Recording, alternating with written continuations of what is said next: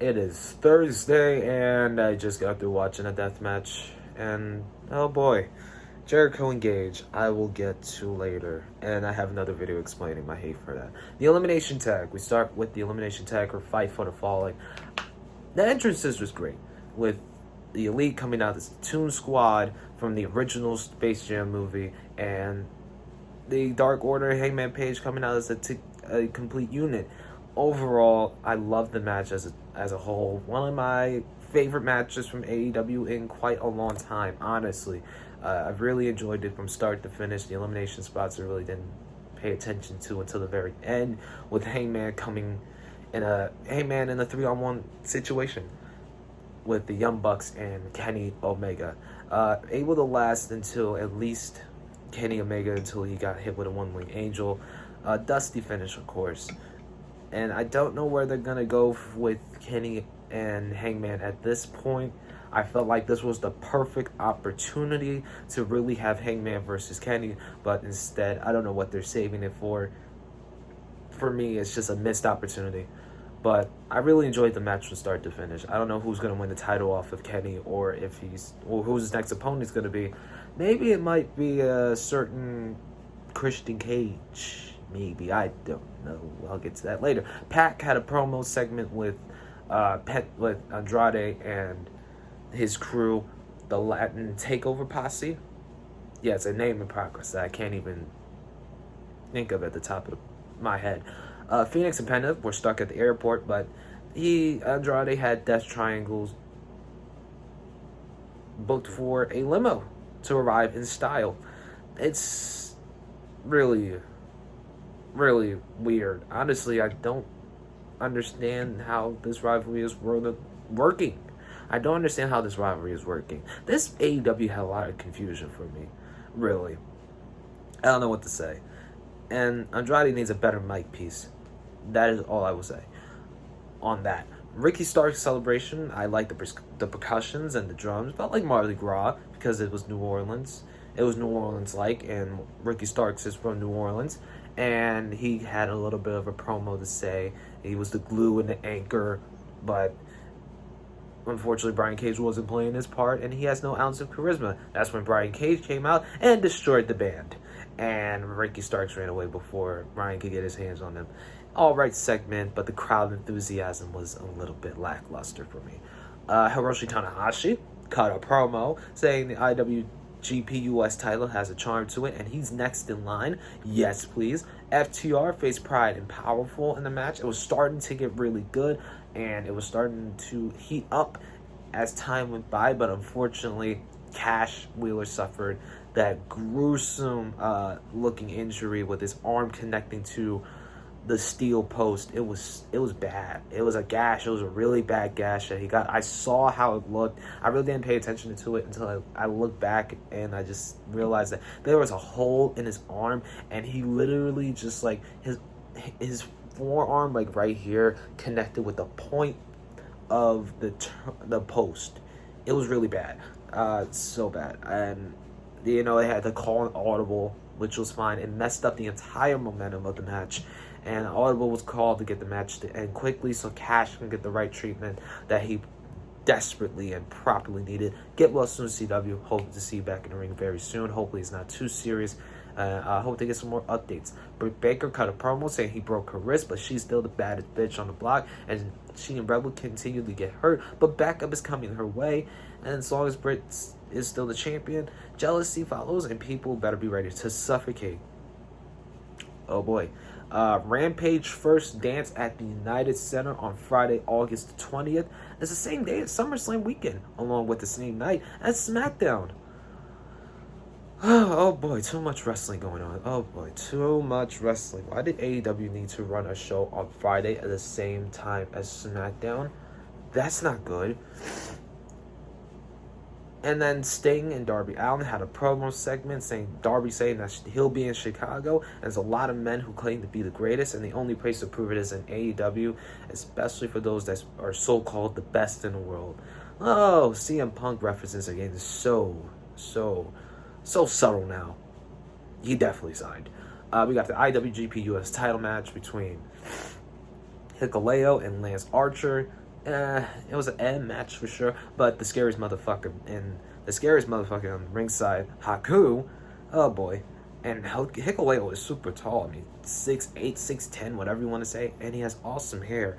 I wish I could say the same for myself. This is why I wear this visor.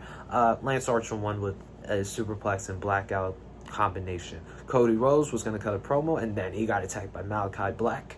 And Fuego del Sol got his ass knocked out with the black mask. Beautiful. Miro had a promo segment saying he's open challenge for the TNT title versus Lee Johnson at Homecoming next week, which is going to be nice.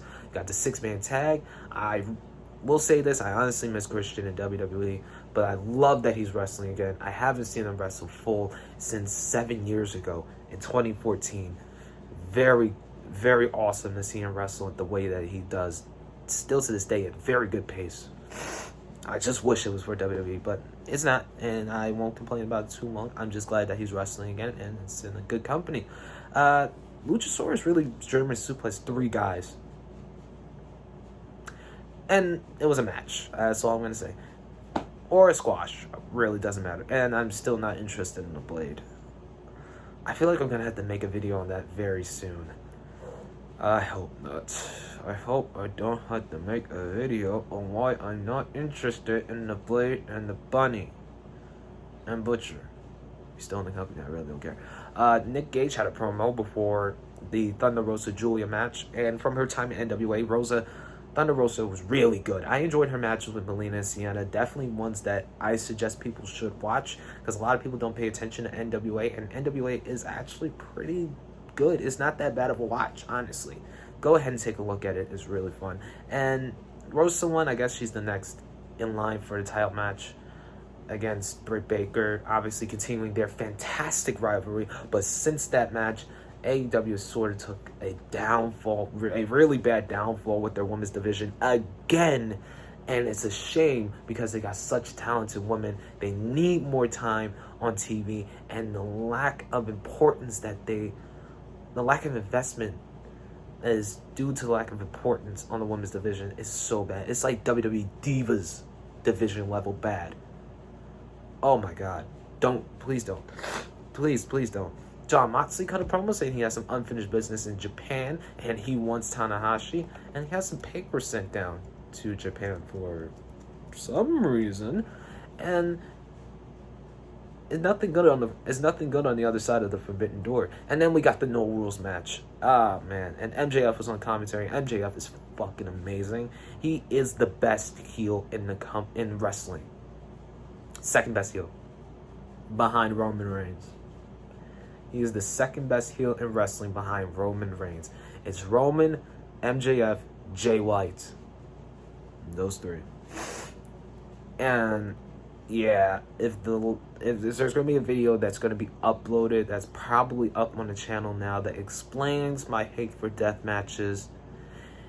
It's more of a rant than it is an explanation. Probably a little bit of an explanation, but there is a challenge, so watch the full video. There's a challenge to it, so please pay attention to it.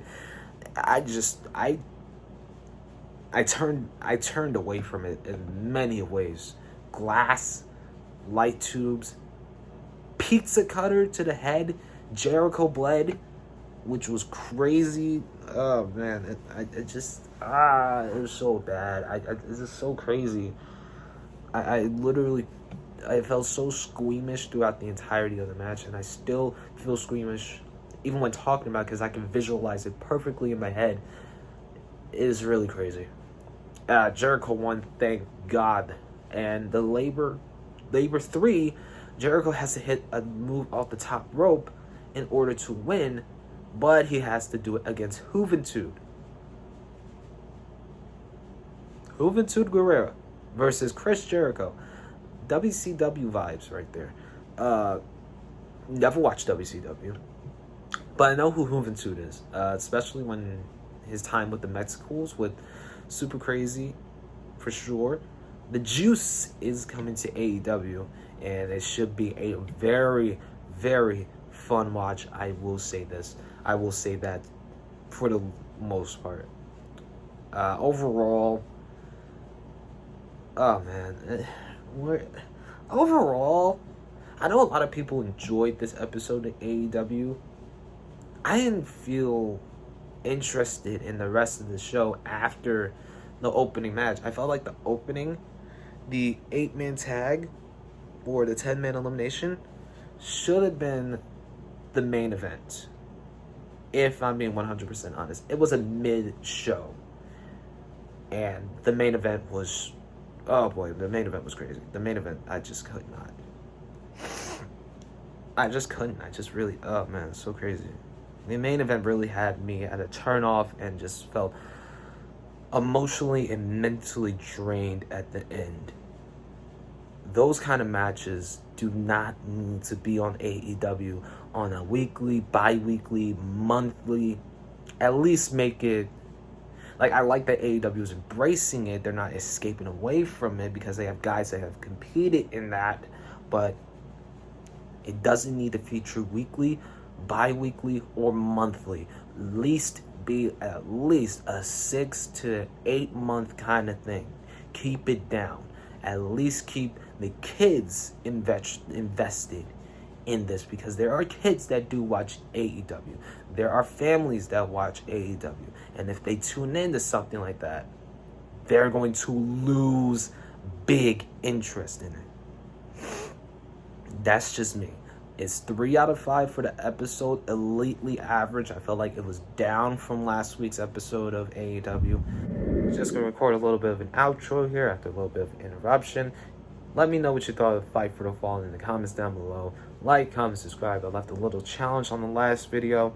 Please go watch that last video. I will leave a link in the description to the last video that I posted.